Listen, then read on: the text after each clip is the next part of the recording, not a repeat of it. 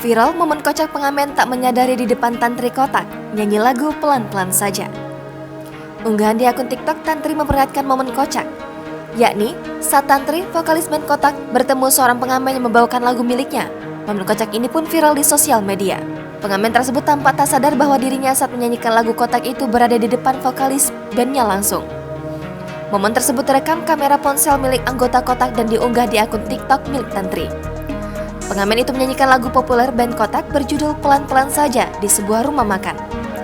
Dari keterangan video di dalam akun TikTok Tantri, rumah makan tersebut diketahui berlokasi di Makassar, Sulawesi Selatan.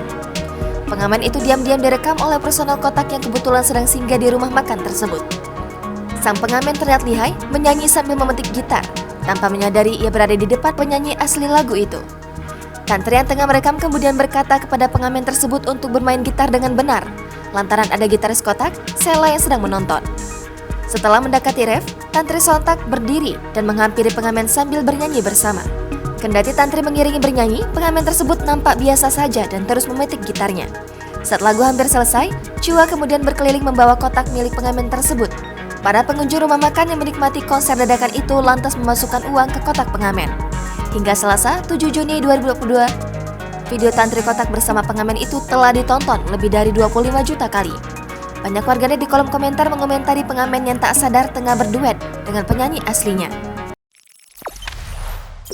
Jangan lupa subscribe, share, komen, dan like ya!